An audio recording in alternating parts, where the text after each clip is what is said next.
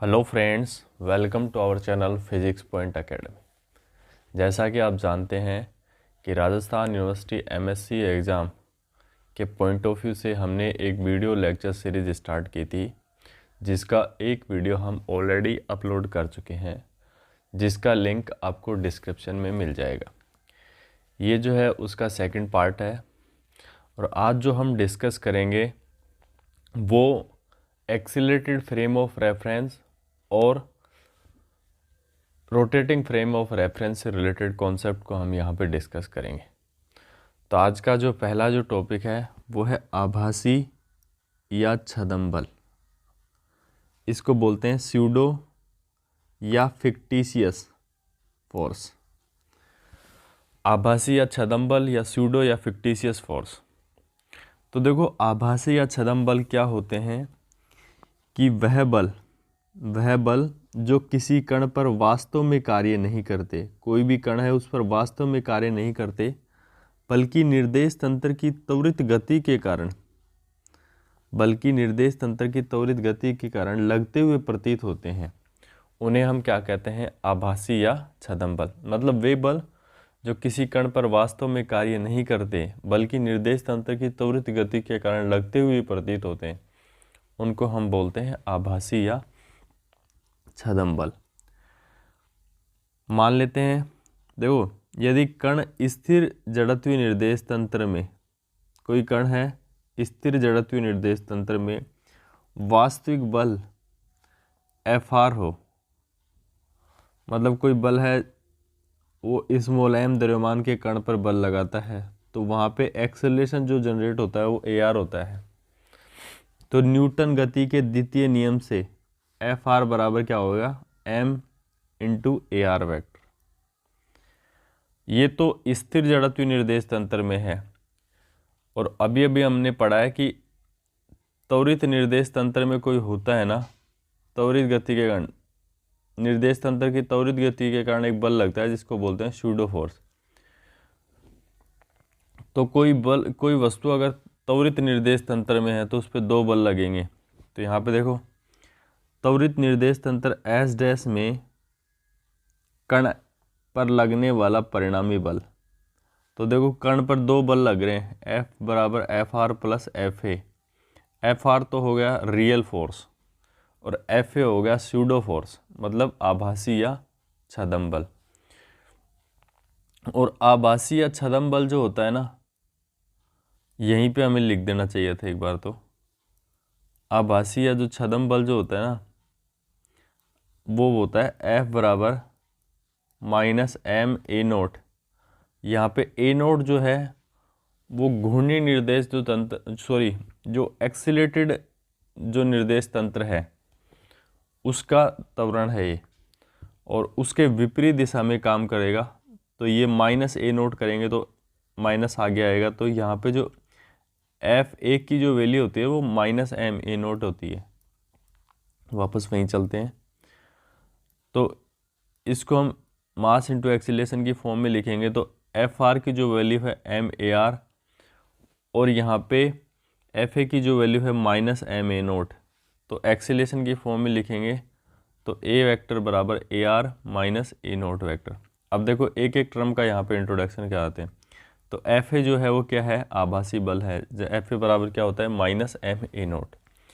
अब देखो, A0 जो है ना, क्या है? आभासी त्वरण है। क्या है? स्यूडो एक्सीलरेशन है। अब देखो, आभासी जो त्वरण की जो दिशा है वो किधर है? निर्देश तंत्र के त्वरण के विपरीत दिशा में। जो आभासी जो त्वरण की दिशा है वो किधर है? निर्देश तंत्र का जो त्वरण है उसके विपरीत दिशा में। अब देखो, आभासी या जो छद्म बल है उसको समझने का सबसे बेस्ट जो एग्जाम्पल है वो है लिफ्ट या रॉकेट की गति।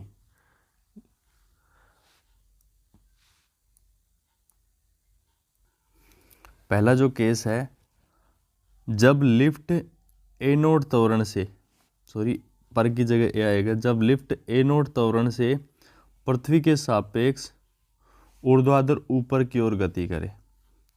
मतलब जो लिफ्ट है आपकी A0 त्वरण से ऊपर की तरफ गति कर रही है, तो मान लेते हैं कि जैसे ये लिफ्ट है, ये ए नोट त्वरण से ऊपर की तरफ गति कर रही है, तो जो छदम बल के कारण जो एक्सीलरेशन है ना वो माइनस ए नोट नीचे की तरफ लगेगा, आपको ये ध्यान होना चाहिए।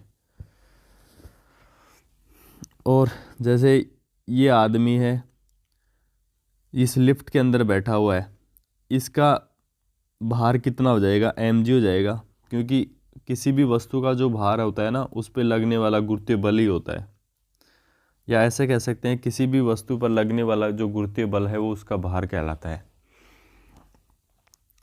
तो ऐसे कहने का मतलब ये है कि जैसे निर्देश तंत्र ऊपर की तरफ गति कर रहा है ना, एक्सीलरेटेड मोशन ऊपर की तरफ कर रहा है, तो जो स्यूडो जो फोर्स है वो नीचे की तरफ लगेगा। ओवरऑल कहने का मतलब ये है। तो देखो जो वास्तविक बल है mg या भार जो है उसका वो भी नीचे की तरफ लग रहा है, और स्यूडो फोर्स भी किधर लग रहा है, नीचे की तरफ, क्योंकि निर्देश तंत्र ऊपर की तरफ ए नोट त्वरण से गति कर रहा है। तो आदमी का जो प्रभावी जो भार है वो क्या हो जाएगा, Fr प्लस Fa। अब देखो दोनों सेम डायरेक्शन में है, तो दो वेक्टर जब सेम डायरेक्शन में हो तो वो क्या हो जाते हैं, जुड़ जाते हैं। तो F बराबर mg प्लस ए नोट। तो जब लिफ्ट ऊपर की तरफ गति करती है तो कोई भी व्यक्ति या वस्तु का जो भार है वो कैसा प्रतीत होता है, बढ़ा हुआ प्रतीत होता है। कैसा प्रतीत होता है, बढ़ा हुआ प्रतीत होता है। ये तो जब है जब लिफ्ट ऊपर की तरफ गति कर रही है। केस सेकंड है जब लिफ्ट या रॉकेट ए नोट त्वरण से ऊर्ध्वाधर नीचे की ओर आ रही है, मतलब लिफ्ट जो है या रॉकेट जो है ऊर्ध्वाधर नीचे की तरफ किस त्वरण से आ रहे हैं, ए नोट त्वरण से। तो फिर से देखो इस लिफ्ट में चलते हैं हम, ये लिफ्ट है मान लेते हैं, ये इसमें आदमी बैठा हुआ है। अब देखो गुरुत्वीय बल तो हमेशा पृथ्वी की तरफ ही लगेगा, तो mg तो नीचे की तरफ लगेगा। अब देखो इस बार जो लिफ्ट है ना नीचे की तरफ आ रही है, तो जो छदम बल है किधर लगेगा, ऊपर की तरफ लगेगा। तो m a नोट जो है ऊपर की तरफ लगेगा। तो देखो mg नीचे की तरफ लग रहा है और m a नोट ऊपर की तरफ लग रहा है।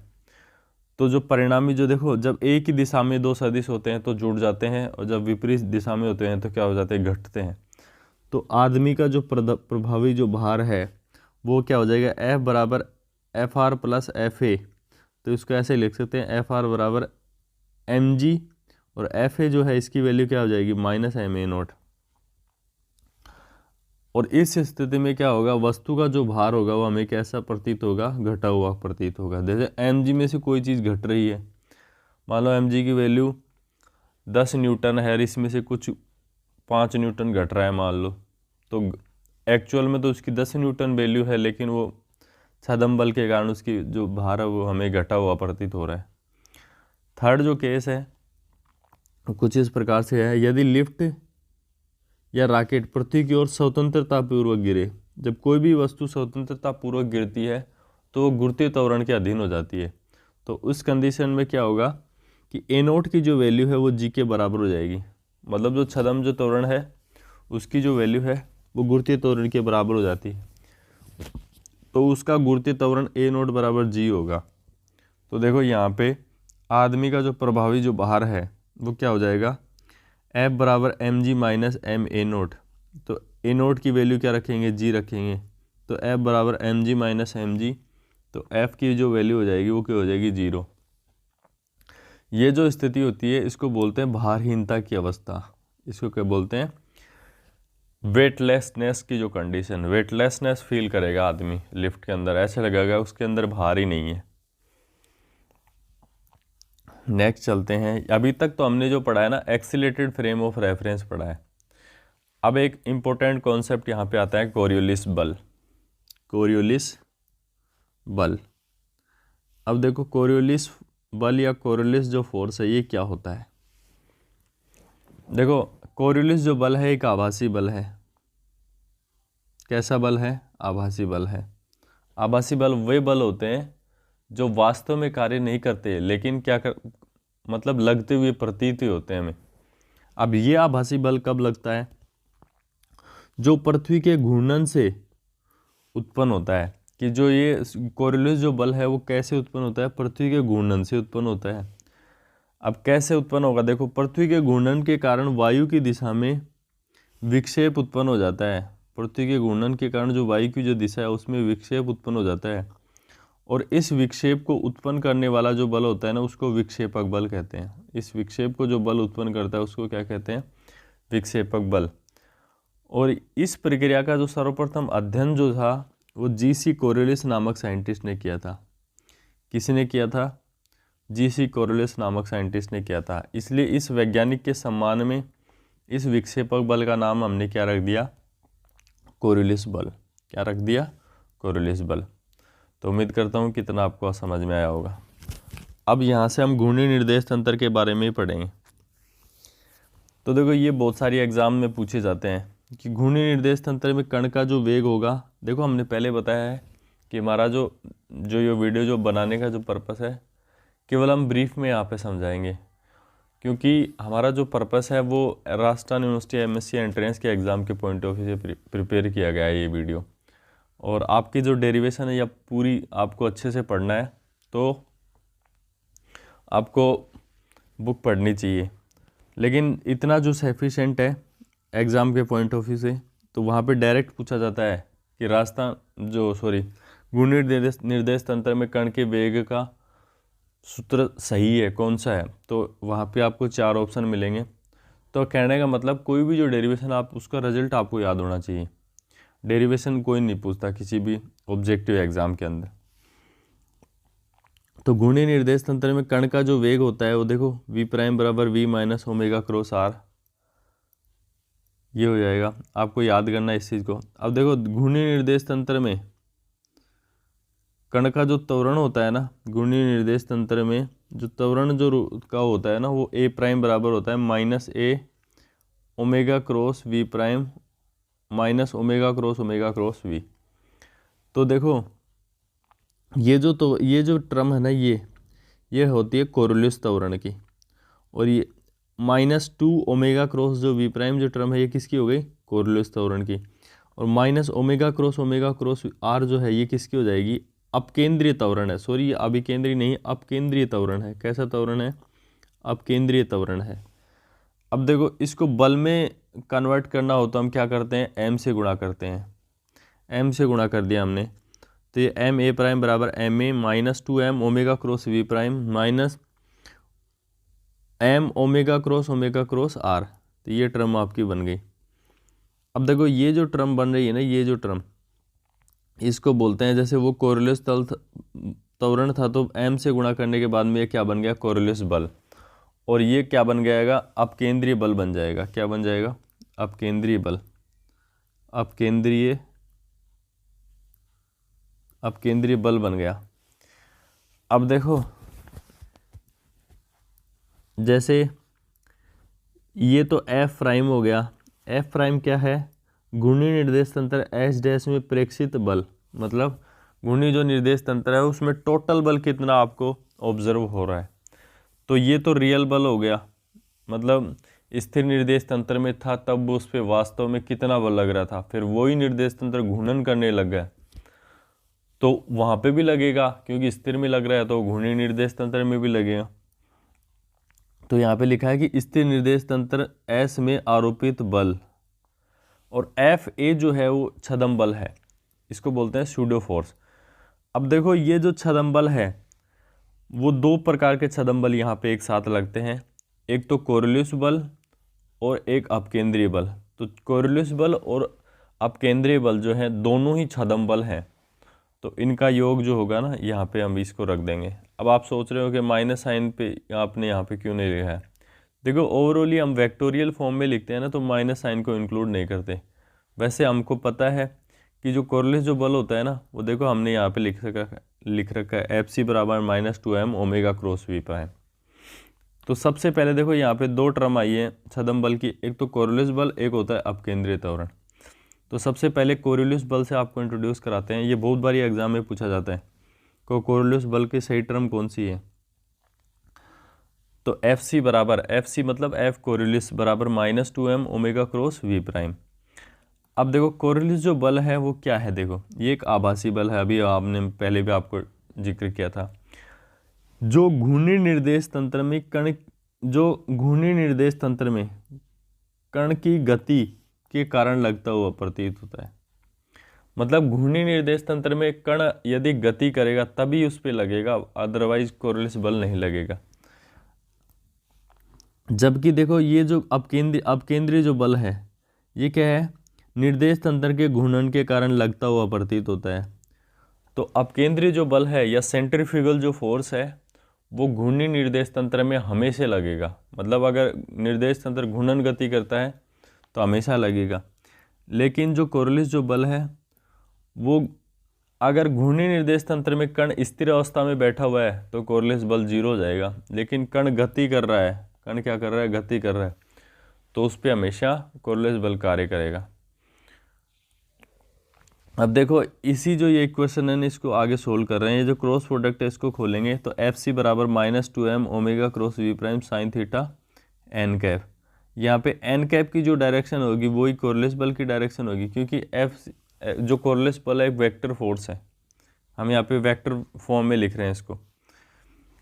तो एन कैप की जो डायरेक्शन कहें या एफ सी की डायरेक्शन कहें, तो यहाँ पे देखो एन कैप का कैसे इंट्रोडक्शन करा रखा है। एन कैप ओमेगा वेक्टर और वी प्राइम के तल के लंबवत एकांक सदिश है।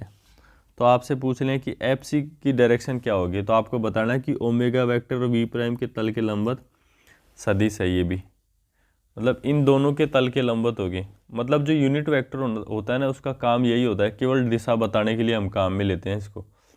बाकी इसका मैग्नीट्यूड तो 0 होता ही है। अब देखो कोरियोलिस जो बहुत सारी एग्जाम्स होती हैं उनमें पूछ लिया जाता है कि कोरियोलिस जो बल है उसका मैक्सिमम वैल्यू कब होती है और मिनिमम वैल्यू कब होती है। तो लिखा है जब omega perpendicular to V prime, तो थीटा की वैल्यू जो है यहाँ पे 90 डिग्री हो जाएगी। साइन 90 क्या होता है, 1 होता है। तो एफ सी की जो वैल्यू हो जाएगी वो क्या हो जाएगी, एफ सी मैक्सिमम बराबर -2m omega cross V prime N cap -2m omega cross V prime N cap. तो इस स्थिति में जो कोरियोलिस जो बल है उसकी वैल्यू क्या होगी, अधिकतम होगी। कैसी होगी, अधिकतम होगी। दूसरा जो केस है जब omega parallel to V prime, मतलब दोनों समांतर हैं ओमेगा वेक्टर और वी प्राइम वेक्टर, तो थीटा की वैल्यू जब समांतर होते हैं तो 0 डिग्री हो जाती है और साइन 0 0 ही होता है, तो पूरी टर्म 0 हो जाएगी। तो एफ सी जो वैल्यू है वो क्या हो जाएगी, कोरियोलिस जो बल है उसका के मान क्या हो जाएगा, न्यूनतम हो जाएगा। तो उम्मीद करता हूँ जो कोरियोलिस जो बल है वो आपको बहुत अच्छे से समझ में आया होगा। अब ये देखो ये जो टर्म है आपने 11th क्लास में पढ़ी है, पृथ्वी के घूर्णन के कारण लैम्डा अक्षांश पर जो गुरुत्वीय त्वरण जो होता है ना वो कितना होता है, जी लैम्डा बराबर g minus omega square capital R cos square lambda. तो यहाँ पे कैपिटल आर जो है ये पृथ्वी की त्रिज्या है, ओमेगा जो है पृथ्वी का घूर्णन वेग है, और यहाँ पे लैम्डा जो है कोई भी वस्तु पृथ्वी के लैम्डा अक्षांश पे रखी हुई है मान लो, तो वहाँ पे वो लैम्डा की वैल्यू हम वहाँ से रख देंगे। तो लैम्डा की जो वैल्यू होती है ना, भूमध्य रेखा के लिए कहें या विषुवत रेखा के लिए कहें तो लैम्डा की वैल्यू 0 होती है, और ध्रुवों के लिए लैम्डा की जो वैल्यू होती है 90 डिग्री होती है। आपको ध्यान रखना है, जैसे उत्तरी ध्रुव बोल देता है दक्षिण ध्रुव। और जी लैम्डा की जो दिशा होती है ये भी हमने वहाँ पे भी निकाली थी 11th क्लास में भी, यहाँ पे भी निकाल रहे हैं। तो tan थीटा बराबर omega square capital R sine 2 lambda बटे 2g। तो ये आपको याद रखना है। अब देखो पृथ्वी पर क्षैतिज दिशा में मान लो कोई कण जो वस्तु है क्षैतिज दिशा में पृथ्वी पर ऐसे गति कर रही है, तो एक बार इसको पढ़ लेते हैं। पृथ्वी पर क्षैतिज दिशा में गतिशील कण पर कोरियोलिस जो बल है वो देखो एफ सी एच बराबर 2 omega cross V prime sine lambda. तो देखो इसको आप याद करो तो ठीक है, बाकी ये इम्पोर्टेंट नहीं है ज़्यादा। दूसरा है ये तो जो क्षैतिज गति करेगी ना पृथ्वी पर कोई वस्तु, तो उसके क्षैतिज जो घटक उस बल का ये हो जाएगा, और ऊर्ध्वाधर जो घटक है उसका ये हो जाएगा। आपको जो याद रखना है वो ये दो चीज़ें आपको याद रखनी है। इस पर बेस न्यूमेरिकल बहुत कम पूछे जाते हैं। देखो उत्तरी गोलार्ध में मान लेते हैं कोई वस्तु क्षैतिज दिशा में गतिशील है, तो कोरियोलिस बल का जो क्षैतिज घटक है वो किधर लगेगा, दाहिनी ओर या पूर्व की ओर। और दक्षिणी गोलार्ध में बाईं ओर या पश्चिम की ओर। ये चीज़ आपको याद रहे तो ठीक है, बाकी हल्का हल्का इसको, जैसे जब भी दाहिनी जो दिशा जो होती है ना वो पूर्व से कनेक्टेड है, ऐसे याद रखो, और बाईं जो दिशा है वो पश्चिम से कनेक्टेड है, ऐसे याद रखो, क्योंकि अभी कोरलेस बल के कारण पृथ्वी पर होने वाली जो घटनाएं होंगी उसमें भी इसको काम आएगा। देखो ये जो है कोरलेस बल के कारण पृथ्वी पर होने वाली घटनाएं, अब कौन कौन सी घटनाएं हैं जो पृथ्वी पर कोरलेस बल के कारण होती हैं। तो पहली जो घटना है नदियों के किनारों का कटाव। पहली जो घटना है क्या है, नदियों के किनारों का कटाव। तो ये वेरी वेरी इंपॉर्टेंट है। तो देखो कोरलेस बल के कारण उत्तरी गोलार्ध में जो नदियों के किनारों का जो कटाव होगा वो बहाव की दिशा के दाहिनी ओर, बहाव की दिशा के दाहिनी ओर, मतलब किसी भी दिशा में नदी बह रही हो तो उसका जो दाहिना जो किनारा है उसका कटाव होगा कि कौन से गोलार्ध में, उत्तरी गोलार्ध में। तो आपको ये चीज़ याद रखना है, या ऐसे कह दो डायरेक्ट दाहिने किनारे का कटाव होगा, चाहे नदी किसी डायरेक्शन में बह रही हो। दूसरा जो है दक्षिणी गोलार्ध में जो है वो बाएं किनारे का कटाव होगा। कौन से किनारे का कटाव होगा, बाएं किनारे का। या ऐसे कह सकते हैं कि दक्षिणी गोलार्ध में नदी जिस डायरेक्शन में बहेगी उस डायरेक्शन में उसके बाएं किनारे का कटाव होगा। इसके बाद में है साइक्लोन। ये दोनों चीज़ें आपको याद रखनी है कि उत्तरी गोलार्ध में तो बहाव की दिशा के दाहिनी ओर और दक्षिणी जो गोलार्ध है उसमें बाईं ओर। नेक्स्ट है साइक्लोन, चक्रवात। देखो इसको जो याद रखने की जो ट्रिक है ना, जैसे एक बार हम बता देते हैं, उत्तरी गोलार्ध में वामावर्ती चक्रवात का निर्माण होता है। जैसे हम उत्तरी गोलार्ध में ही है तो हमारे यहाँ पे जो चक्रवात होते हैं ना वो वामावर्ती होते हैं, या ऐसे कह सकते हैं एंटी क्लॉकवाइज साइक्लोन होते हैं, आते हैं हमारे जो यहाँ पे आते हैं। दक्षिणी गोलार्ध जैसे ऑस्ट्रेलिया महाद्वीप है वो दक्षिणी गोलार्ध में है, तो वहाँ पे जो साइक्लोन्स आते हैं ना वो दक्षिणावर्ती चक्रवात का निर्माण करते हैं, मतलब क्लॉकवाइज वहाँ पे साइक्लोन आते हैं। तो देखो आप कैसे याद रखोगे कि दक्षिणी गोलार्ध में दक्षिणावर्ती, दक्षिणी गोलार्ध में दक्षिणावर्ती चक्रवात आते हैं, तो इसका उल्टा आप आसानी से याद रख सकते हैं।